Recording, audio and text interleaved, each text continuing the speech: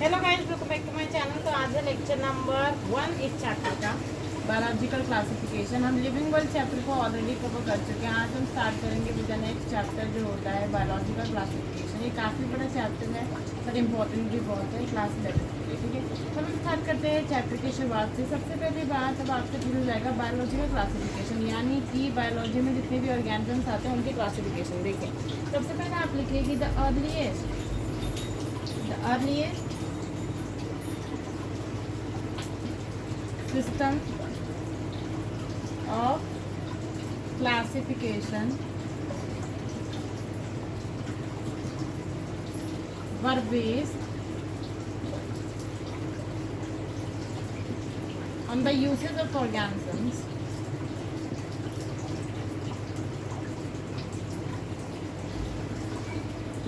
that is food, shelter and clothing। देखिए, मैंने लिखा है अर्लीस्ट सिस्टम ऑफ क्लासिफिकेशन। जो सबसे पहले क्लासिफिकेशन की गई थी वो बेस्ड था सिर्फ और सिर्फ यूजेज ऑफ ऑर्गेनिज्म के बेसिस। मतलब कि आपको ऐसा प्लांट पता चला, ठीक है, आपको ऐसा प्लांट पता चला जो जिससे कि क्या है, जैसे कॉटन का प्लांट होता है, ठीक है, जिससे कि कॉटन का प्लांट होता है तो उससे कपड़े बनाए जा सकते हैं। तो आपको पता चला कि ये कॉटन का प्लांट है, इससे कपड़े बनाए जा सकते हैं। तो आपने क्या किया, उसे क्लोथिंग के आपने उसको क्लोथिंग के कैटेगरी में डाल दिया। आपको बहुत सारे जैसे ब्रीड का प्लांट होता है, ठीक है, राइस का प्लांट होता है, ऐसे जो प्लांट होता है आपने उनको फूड की कैटेगरी में डालते हैं। बहुत से ऐसे प्लांट होते हैं जो कि शेल्टर प्रोवाइड करने में, जो छोटे मोटे घर बनाने के लिए काम आते हैं, ठीक है। बहुत से ऐसे एनिमल्स होते हैं जिनको फूड के रूप में लोग खाते हैं, ठीक है, उनके कपड़े भी पहन लेते हैं जो सर्दी के इलाकों में। तो जो अर्ली सिस्टम ऑफ क्लासिफिकेशन था वो किसी प्रकार की कैटेगरी पे बेस नहीं था। वो सिर्फ ये था कि भाई हाँ, जिस ऑर्गेनिज्म से फूड मिल रहा है, जिस ऑर्गेनिज्म से शेल्टर मिल रहा है, जिस ऑर्गेनिज्म से क्लोथ मिल रहा है, आप उस तरीके से उसे क्या कर दीजिए, कैटेगराइज कर दीजिए। अब इसके बाद जो साइंटिस्ट आए जिन्होंने एक साइंटिफिक अप्रोच दी, ये तो ऐसे हो गया ना कि भाई जो सामने दिखा उसको आपने क्या किया, कैटेगराइज कर दिया। तो साइंटिफिक अप्रोच थी वो एरिस्टोटल लेके आए। तो एरिस्टोटल, जिसको अरस्तु भी कहा जाता है, Aristotle was the earliest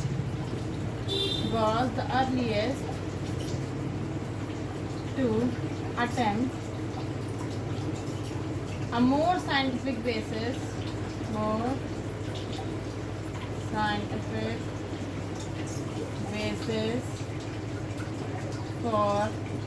classification, ठीक है। Aristotle was the earliest attempt of more scientific basis for classification. मतलब जो साइंटिफिक बेसिस सबसे पहले देखो, साइंटिफिक बेसिस सबसे पहले कौन लेके आए, एरिस्टोटल लेके। उन्होंने क्या किया, जो भी प्लांट्स थे, जितने भी प्लांट्स थे जो उन्हें दिख रहे थे, उन्होंने क्या किया, उन्हें ट्रीज, श्रब्स और हर्ब्स में डिवाइड कर दिया। देखिए, ट्रीज क्या होते हैं, ट्रीज जो जिनकी मोटी ट्रंक होती है, ठीक है, बड़े बड़े पेड़। श्रब्स होती है आपकी झाड़ियाँ, और सबसे छोटे पेड़ होते हैं आपके हर्ब्स, ठीक है, आपके हर्ब्स होते हैं। तो मतलब कि ये क्या है कि इनकी हाइट के हिसाब से कि भाई आपको ट्रीज में देखने मिलता है प्रॉपर एक ट्रंक प्रेजेंट होता है। श्रब्स की क्या होती है, पतली पतली डंडियाँ होती है, और हर्ब्स में तो डंडियाँ जैसे तुलसी का पेड़ होता है, उस तरीके से।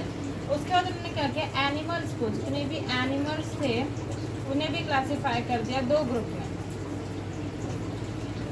किस बेसिस पे, जिनके पास रेड ब्लड है, रेड ब्लड प्रेजेंट, और जिसके पास रेड ब्लड नहीं है, रेड ब्लड एब्सेंट। यानी कि देखो, जिसके पास रेड ब्लड प्रेजेंट है उसे बोलते हैं एनीमा, और जिसके पास रेड ब्लड नहीं है उसे बोलते हैं एनीमा। एनीमा का मतलब होता है, देखिए यहाँ पर ए का मतलब मैंने आपको पहले बताया था, ए का मतलब होता है एब्सेंट। जैसे लैक्टेशनल एमिनोरिया, तो एमिनोरिया क्या होता है, लैक ऑफ मैच्योरेशन। तो ये मैंने बोला कि Aristotle was the earliest to attempt a more scientific basis for classification. He used simple morphological characters to classify plants into trees, shrubs and herbs. He also divided animals into two groups. जिसके पास red blood है वो enema. अगर देखो, अगर आपके पास red blood है तो आपका लाल खून होगा, रेड ब्लड होगा, ठीक है, लाल खून होगा। अगर आपके पास रेड ब्लड नहीं है, जैसे जिसके पास रेड ब्लड सेल्स हैं, जिसके पास रेड ब्लड सेल्स हैं वो क्या हो जाएंगे, रेड ब्लड सेल्स आप लिख लीजिए। जिसके पास रेड ब्लड सेल्स हैं वो क्या हो जाएंगे, रेड ब्लड सेल्स प्रेजेंट है, एनीमा होगा। जिसके पास रेड ब्लड सेल्स नहीं है वो एनीमा हो गया, एनीमिया जो भी आप कह लीजिए वो हो गया, ठीक है। अब देखिए जिसके पास रेड ब्लड सेल्स होंगे, आरबीसीज होंगे, उसका ब्लड कैसा हो जाएगा, रेड हो जाएगा ऑटोमेटिकली। जिसके पास नहीं है उसका ब्लड आप ले लीजिए कलरलेस होगा, ठीक है, कलरलेस होगा। जैसे कॉकरोच का होता है, क्योंकि कॉकरोच में आरबीसीज नहीं पाई जाती हैं, ठीक है, आरबीसीज नहीं पाई जाती, तो ये आपको हो गया। इसके बाद नेक्स्ट आता है, आपको इसमें बहुत सारे क्लासिफिकेशन के सिस्टम से देखने हैं। इसके बाद जो नेक्स्ट क्लासिफिकेशन का सिस्टम आता है वो होता है लीनियस के द्वारा लाए गया। हम कहा था, देखिए कैरलेस लीनियस की बात करें तो कैरलेस लीनियस का कहाँ आपने नाम सुना है। देखिए कैरलेस लीनियस ने आपका सबसे पहली बात तो बायनोमियल नॉमेनक्लेचर दिया था, बायनोमियल नॉमेनक्लेचर के बारे में मैं आपको लिविंग वर्ड में बता सकती हूँ। दूसरा सिस्टमा नेचुरे बुक जो होती है, सिस्टमा नेचुरे बुक जो होती है वो भी किसने लिखी थी, कैरलेस लीनियस ने लिखा था। सबसे इंपॉर्टेंट जो इस चैप्टर में काम आएगा कि इन्होंने टू किंगडम, टू आप ऐसे लिख लीजिए, to kingdom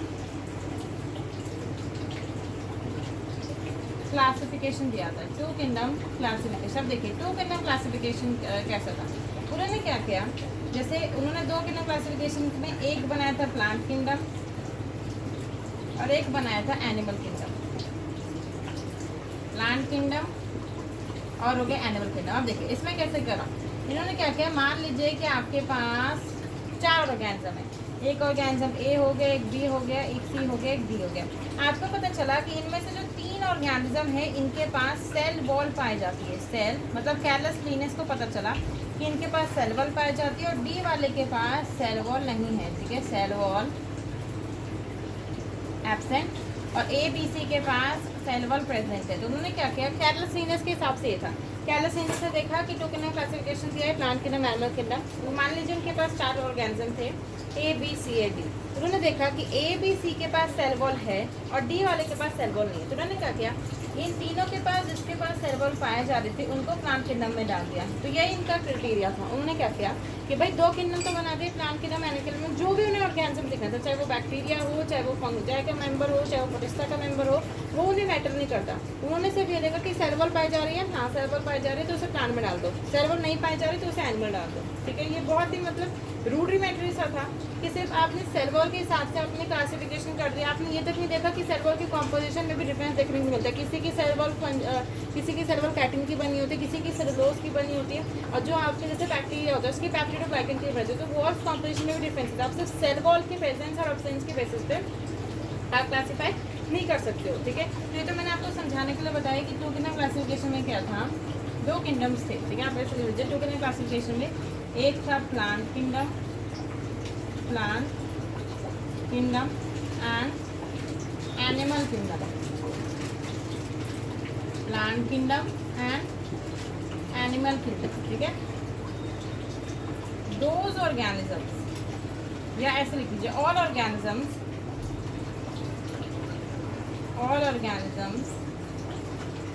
that have cell wall are placed in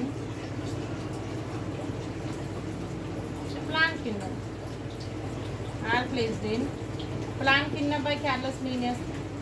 दूसरा, all organisms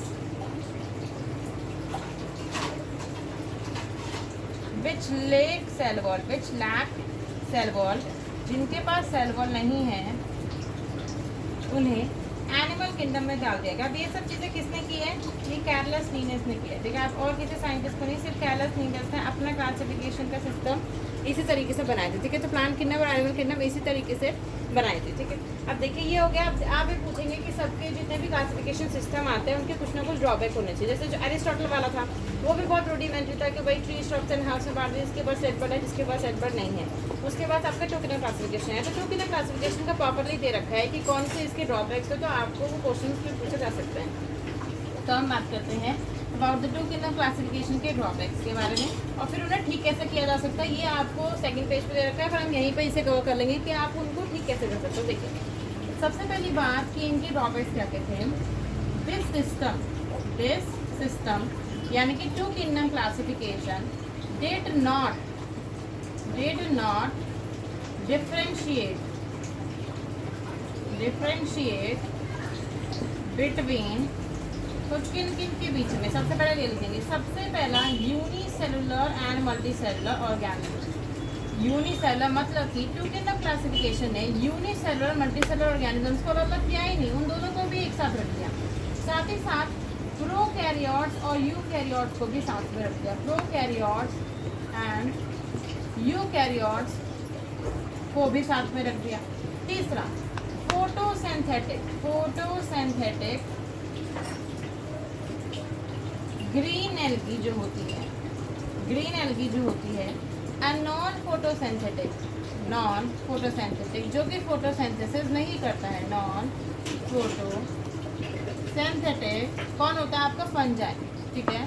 फंजाई को एक साथ रख दिया। मतलब उन्होंने क्या किया, this system didn't differentiate between unicellular multicellular. ने क्या किया कि भाई हाँ, तो यूनिसेलुलर है, तो मल्टीसेलुलर है, मुझे कोई फर्क नहीं पड़ता है। तेरे पास सेल वॉल है तो मैं तुम दोनों को एक से साथ डाल दूंगा। तू प्रोकैरियोट है, यूकैरियोट है, मुझे फर्क नहीं पड़ता। अगर तेरे पास सेल वॉल है तो मैं तुझे भी एक साथ डाल दूंगा। और फोटोसिंथेटिक ग्रीन एल्गी और नॉन फोटोसिंथेटिक फंजाई को भी एक साथ डाल दिया। ये तो उसके ड्रॉबैक हो गए। अब इन ड्रॉबैक को ठीक कैसे किया जा सकता है, अब आप उस चीज़ को देखेंगे तो आप लिख लीजिए कि आपसे डायरेक्ट मिल जाएगा कि टोकन क्लासिफिकेशन के ड्रॉबैक्स थे, तो आप इन 3 पॉइंट्स को लिख सकते हैं। अब उन्हें ठीक कैसे किया जा सकता है, हम उसकी बात करते देखिए। अब इन्हें ठीक कैसे कर सकते हैं? सबसे पहली बात मैंने आपको बोला कि जैसे प्लांट्स हैं, मैं पहले आपको बता दूँ, जैसे कि प्लांट किंगडम है, जो उन्होंने प्लांट किंगडम दिया था, ये रफ में, ठीक है। प्लांट किंगडम है, आपको पता है भाई प्लांट किंगडम में जो ब्लू ग्रीन एल्गी होती है, उसके पास सेल वॉल पाया जाता है, ठीक है।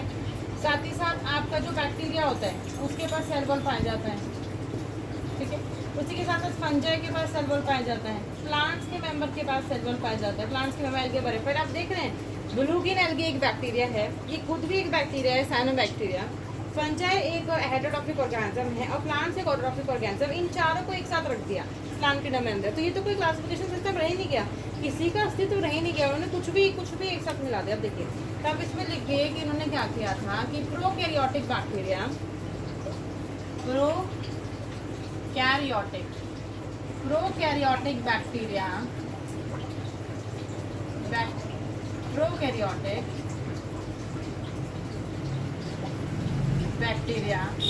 एंड ब्लू ग्रीन एल्गी जिसे साइनोबैक्टीरिया भी कहते हैं, आर प्लेस्ड विद यूकैरियोट्स। मतलब पहले मैंने आपको बोला कि भाई प्रोकैरियोट को यूकैरियोट के साथ रख दिया गया, ठीक है। मैंने आपको उसके ड्रॉबैक बताए थे कि प्रोकैरियोट्स को यूकैरियोट्स में रख दिया गया। अब उस प्रोकैरियोट्स को यूकैरियोट्स में कैसे रखा वो मैंने यहाँ पर एक्सप्लेन किया है कि उन्होंने क्या किया था कि प्रोकैरियोटिक बैक्टीरिया ले ली, ठीक है, प्रोकैरियोटिक बैक्टीरिया ले लिया और ब्लू ग्रीन एल्गी ले ली, साइनोबैक्टीरिया, उसे यूकैरियोटिक के साथ रख दिया। किस बेसिस पे रखा? क्योंकि इनके पास सेल वॉल पाई जा रही थी, ठीक है। किस बेसिस पे रखा? क्योंकि इनके पास सेल वॉल पाई जा रही थी। दूसरा, यूनिसेलुलर को मल्टीसेलुलर के साथ रख दिया। उसका एग्जाम्पल क्या है? फिलामिडोमोनास एंड स्पाइरोगेरा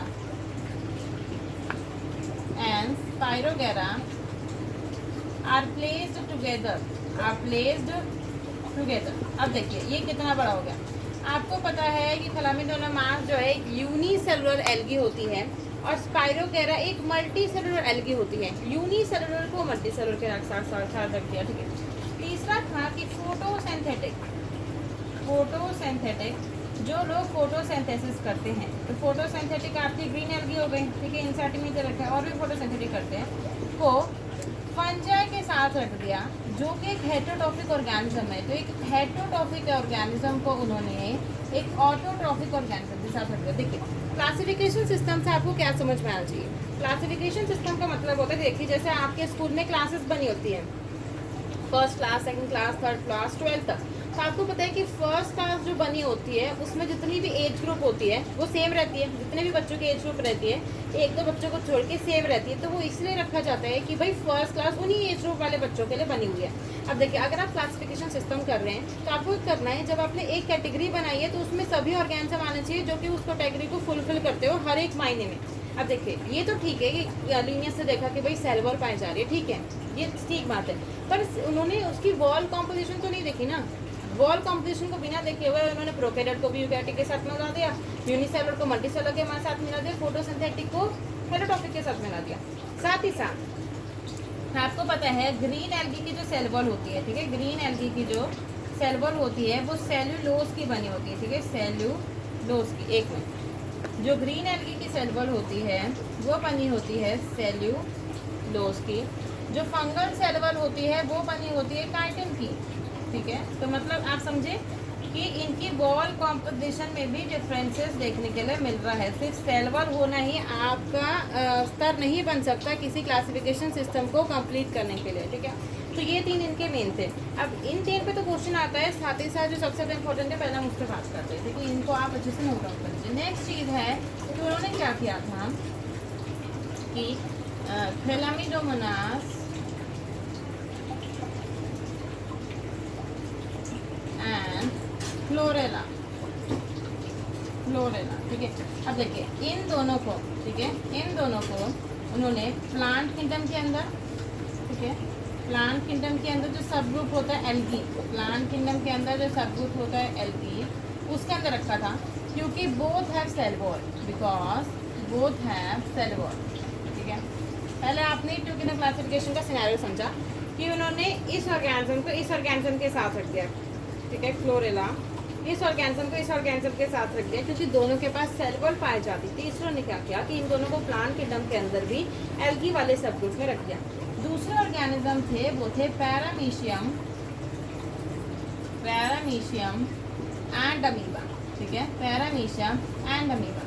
लीनियर से क्लासिफिकेशन सिस्टम के हिसाब से इन्हें एनिमल किंगडम में डाला गया था, एनिमल किंगडम में डाला गया था, because both have not a cell wall, दोनों के पास सेल वॉल नहीं पाई जा रही थी, इसलिए उन दोनों को एनिमल किंगडम के अंदर डाल दिया गया। अब देखिए आपने क्या किया कि थैलामिडोमोनास फ्लोरेला को प्लांट किंगडम के अंदर डाल दिया, पैरामीशियम अमीबा को आपने एनिमल किंगडम के अंदर डाल दिया।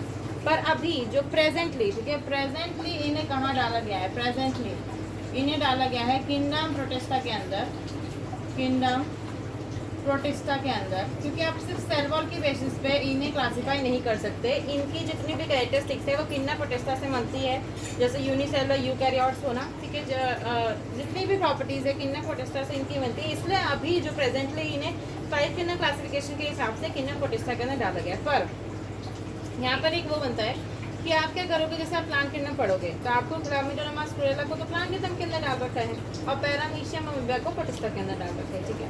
पर कायदे से अगर आपसे क्वेश्चन भी प्रॉपर पूछा जाएगा, अगर आपसे क्वेश्चन पूछा गया कि आरएच विटेकर के 5 किंगडम क्लासिफिकेशन के हिसाब से आपने इन ऑर्गेनिज्म को कहाँ क्लासीफाई किया है, तो आप लिखेंगे कि किंगडम प्रोटिस्टा के अंदर किया है। अगर आपसे कुछ नहीं पूछा हो कि भाई किस क्लासिफिकेशन के हिसाब से, तो आप सिंपल लिखेंगे कि इन्हें एल्गी के अंदर डाला गया है, ठीक है। तो आप क्वेश्चंस के हिसाब से आप इन्हें आंसर कर सकते हो कि अगर आपसे पूछा जाए कि आरएच विटेकर के हिसाब से कहाँ रखा है तो आप किंगडम प्रोटिस्टा बोल देना। अगर आरएच विटेकर नहीं दे रखा है, सिंपली पूछ रखा है, तो आप एल्गी बोल सकते हैं, ठीक है। अब देखिए इसके बाद जो आपका जो मेन ये तो हो गया कि ड्रॉबैक्स क्या कहते हैं। अब जो मेन क्लासिफिकेशन देखिए, इसके बाद 3 किंगडम क्लासिफिकेशन भी है, 4 किंगडम क्लासिफिकेशन भी है, वो इतना इंपॉर्टेंट नहीं है, पर आप एक बार पढ़ जरूर लीजिए। देखिए सबसे पहले बात करते हैं, मैंने आपको 2 किंगडम क्लासिफिकेशन के बारे में बता दिया, हम बात करेंगे 3 किंगडम क्लासिफिकेशन के बारे में कि 3 किंगडम क्लासिफिकेशन में क्या हुआ था। बात करेंगे 3 किंगडम क्लासिफिकेशन के बारे में। हमने 2 किंगडम क्लासिफिकेशन देख लिया। आप देखिए 3 किंगडम क्लासिफिकेशन, 3 किंगडम क्लासिफिकेशन की 3 किंगडम क्लासिफिकेशन किसने दिया था? 3 kingdom classification was given by Ernst Hückel. किसने दिया था? अर्नस्ट हैकेल ने दिया था। देखिए सबसे पहले जो क्लासिफिकेशन के जो थे वो थे प्लांट किंगडम और एनिमल किंगडम, प्लांट किंगडम और एनिमल किंगडम। अब देखिए पहले से जो आपको पता था कि कैरलस लीनियस 2 किंगडम क्लासिफिकेशन से क्या गिफ्ट में देखे गए थे? प्लांट किंगडम और एनिमल किंगडम। अर्नस्ट हैकेल ने क्या चीज़ नहीं ऐड की है, उस चीज़ को आपको देखना है कि अर्नस्ट हैकेल ने आगे में जाके क्या चीज़ ऐड करी। तो अर्नस्ट हैकेल ने ऐड किया प्रोटिस्टा को 4 kingdom classification, 4 kingdom classification, 4 kingdom classification दिया था कोपलैंड ने। कोपलैंड उन्होंने क्या किया? प्लांट किंगडम है, एनिमल किंगडम भी है, प्रोटिस्टा भी है, एक न्यू और ऐड कर दिया जो था मोनेरा, ठीक है। तो मतलब क्या है, देखिए पहले मैं इसको ऐसा कर लेती हूँ। ये हो गए ऑनस्थियर और यहाँ पर हो गया कोपलेट। ये साइंटिस्ट का नाम है, ठीक है, साइंटिस्ट का नाम है। 3 किंगडम क्लासिफिकेशन में क्या है, देखो प्लांट किंगडम, एनिमल किंगडम उन्हें पता था। प्रोटिस्टा के अंदर आप यूनिसेलुलर यूकैरियोट्स को डाल देते, उन्होंने क्या देखा, ये दोनों यूकैरियोटिक मेंबर है, इतना तो आपको पता होगा कि ये दोनों ही प्लांट किंगडम के जितने भी मेंबर्स होंगे, एनिमल किंगडम के जितने भी मेंबर्स डाला जाता है यूकैरियोट्स। तो उन्होंने क्या किया कि प्लांट किंगडम एनिमल किंगडम में से जितने भी यूनिसेलुलर यूकैरियोट्स उन्हें मिले, उन्होंने डाल के उन्हें प्रोटिस्टा में डाल दिया। ये तो था अनस्टैक का कॉन्ट्रीब्यूशन। फिर कॉपलैंड आए। कॉपलैंड ने क्या किया कि यूनिसेलुलर प्रोकैरियोट्स जो कि बैक्टीरिया होते हैं, साइनोबैक्टीरिया उसमें आता है, उन्हें अलग कर दिया, ठीक है, उन्हें भी अलग कर दिया। मतलब यूनिसेलुलर यूकैरियोट्स को अलग कर दिया, यूनिसेलुलर प्रोकैरियोट्स को अलग कर दिया और मल्टीसेलुलर यूकैरियोट्स को अलग कर दिया। अभी भी एक ग्रुप ऑफ ऑर्गेनिज्म रह रहा था जो कि फंजाई था, ठीक है, तो वो कौन करेंगे, आर्च विटेकर करेंगे, इसे आप नोट डाउन कर सकते हैं। इसके बाद एक लास्ट ग्रुप ऑफ ऑर्गेनिज्म जो 5 किंगडम क्लासिफिकेशन है, मोनेरा, प्रोटिस्टा, फंजाई, प्लांटे और एनिमिलिया आता है। तो सबसे लास्ट कॉन्ट्रीब्यूशन बचता है वो था आर्च विटेकर का। आर्च विटेकर का यही बहुत इंपॉर्टेंट है और आपको इनका ईयर भी याद करना है। 1969 में 5 किंगडम क्लासिफिकेशन इनके द्वारा दिया गया था। 5 किंगडम क्लासिफिकेशन।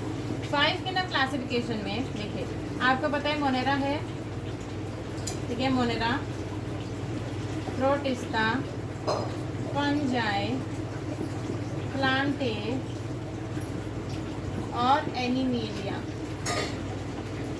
इसमें नया क्या ऐड हुआ, फंजाई नया ऐड किया गया। तो इससे भी क्वेश्चन आ सकता है कि कौन सा न्यू ऐड किया गया, वो फंजाई ऐड किया। ऑन द बेसिस ऑफ, सिर्फ इनका ही बेसिस पूछा जाता है, तो ऑन दी बेसिस ऑफ सबसे पहला बेसिस था सेल स्ट्रक्चर, दूसरा बेसिस था बॉडी ऑर्गेनाइजेशन,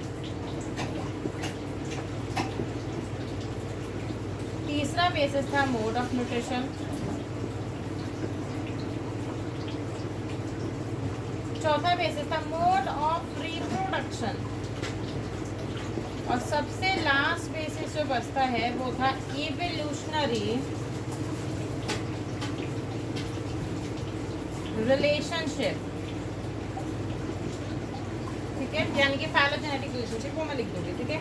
सब इस पे क्या क्या क्वेश्चन आता है आपसे पता जाएगा कि सबसे पहली बात 5 किंगडम क्लासिफिकेशन किसने दिया, तो आप बोलोगे आर्च विटेकर ने दिया। कौन से ईयर में दिया, तो 1969 में दिया। कौन कौन से किंगडम उसमें आए थे, तो उसमें था मोनेरा, प्रोटिस्टा, फंजाई, प्लांटे और एनिमिलिया, ठीक है। क्या बेसिस था, ये सबसे ज़्यादा इंपॉर्टेंट है कि what are the basis used by him. तो उसमें सबसे पहला था सेल स्ट्रक्चर, दूसरा बॉडी ऑर्गेनाइजेशन, तीसरा मोड ऑफ न्यूट्रिशन, चौथा मोड ऑफ रिप्रोडक्शन और पांचवा था इवोल्यूशनरी रिलेशनशिप या इवोल्यूशनरी रिलेशन, जिसे फाइलोजेनेटिक रिलेशन, जिसमें आप एंसेस्ट्रल हिस्ट्री को देखते हैं। किसको देखते हैं, एंसेस्ट्रल हिस्ट्री को देखते हैं। देखिए ये तो हो गया। अब इसके बाद आपको एक टेबल भी दे रखा है आपकी एनसीईआरटी में कि उस टेबल में क्या क्या बात कर रखी है, अभी हम वो भी देखेंगे। देखिए सबसे पहले आपको ये चीज़ लिखनी पड़ेगी कि जैसे मोनेरा है कि मोनेरा में क्या क्या आता है। तो मोनेरा के अंदर यूनिसेलुलर प्रोकैरियोट्स को रखा है, यूनिसेलुलर प्रोकैरियोट्स को रखा है और इसके मेंबर होते हैं बैक्टीरिया, अनेकों प्रकार के बैक्टीरिया। दूसरा होता है प्रोटिस्टा,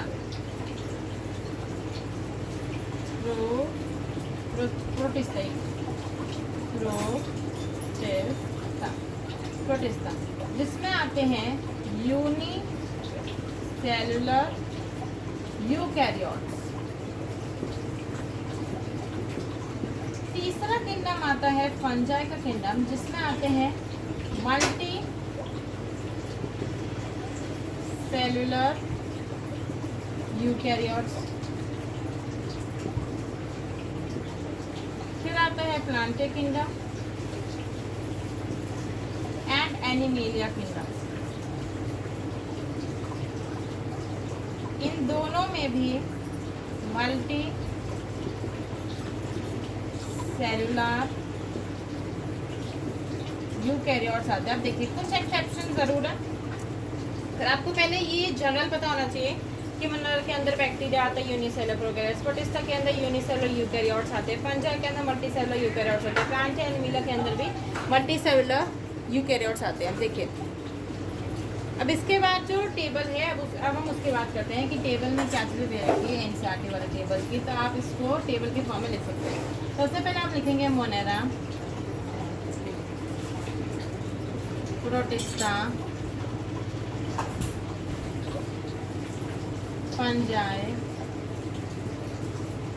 प्लांटे।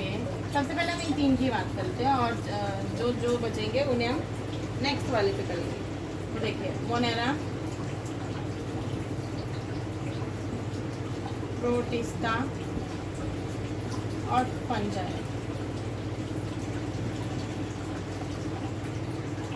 सबसे पहले जो आपको इसमें देखना टेबल में दे रखा है वो है सेल टाइप। सेल टाइप आपको पता है, मैंने बोला कि मोनेरा किसके मेंबर होते हैं, प्रोकैरियोट्स। मैंने इसलिए प्रोब से लिख दिया है।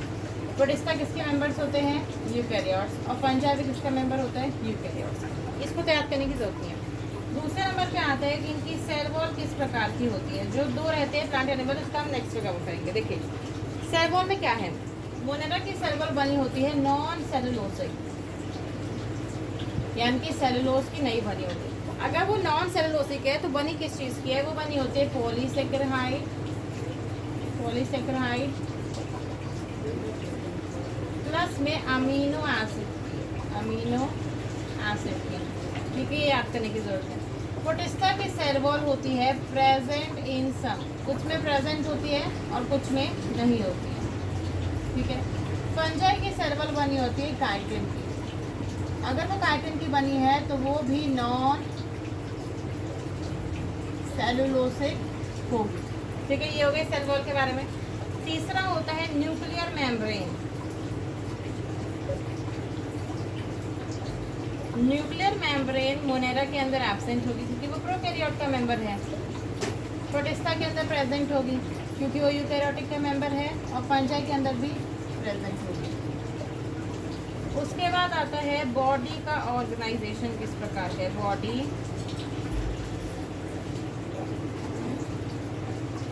ऑर्गेनाइजेशन इसका है सेलुलर, सिर्फ सेलुलर लेवल ऑफ ऑर्गेनाइजेशन इसमें पाया जाता है, सिर्फ सेल्स हैं। इसमें भी सेलुलर। ठीक है, जो आपका फंजाई का मेंबर होता है उसमें मल्टी सेलुलर कंडीशन आ गई है। Multicellular oblique loose tissue, मतलब मल्टी सेलुलर कंडीशन तो है, तो अगर मल्टी सेलुलर कंडीशन पाई जा रही है तो टिश्यू जरूर बन जाना चाहिए। क्योंकि आपको पता है सेल से मिलके टिश्यू बनता है, टिश्यू से मिलके ऑर्गन बनता है, ऑर्गन से मिलके ऑर्गन सिस्टम बनता है। तो अगर सेल्स पाई जा रही है तो उससे टिश्यू भी बन जाना चाहिए। तो फंजाई के मेंबर में सिर्फ लूज टिश्यू पाया जाता है। ठीक है, इसके नेक्स्ट वाला आता है मोड ऑफ रिएक्शन। पहले आप इतने को नोट डाउन कर लीजिए कि सेल टाइप किस प्रकार का है, सेल वॉल किस प्रकार का है, न्यूक्लियर मेम्ब्रेन किस प्रकार की है, एब्सेंट प्रेजेंट प्रेजेंट। ठीक है, न्यूक्लियर मेम्ब्रेन इसको मैं देखो डिवाइड कर सकते। पहले ये है फर्स्ट वन। ठीक है, सेकेंड वन जो आपका वॉल्स कॉम्पिटिशन है वो यहाँ से लेके यहाँ तक है। ये वॉल्स कॉम्पिटिशन ये हो गया न्यूक्लियर मेम्ब्रेन और उसके लास्ट वाला। ठीक है, इस तरीके से आप पार्टीशन कर दीजिएगा। इसके बाद हमें प्लांट और एनिमल किंगडम वाले की बात करें कि प्लांट और एनिमल किंगडम में किस तरीके से पाया जाता है। ठीक है, पहला प्लांट एंड एनिमल किंगडम का भी लिख लो। तो हम ऐसा करते हैं कि इसे लेक्चर नंबर 2 में कवर करते हैं प्लांट एंड एनिमल किंगडम वाले को। आप ऐसा करिएगा कि इसका जो एनसीईआरटी का दे रखा है टेबल, आप उसे कवर कर लीजिएगा। ठीक है, हम मिलेंगे आपको नेक्स्ट लेक्चर में, लेक्चर नंबर 2 में। Thank you.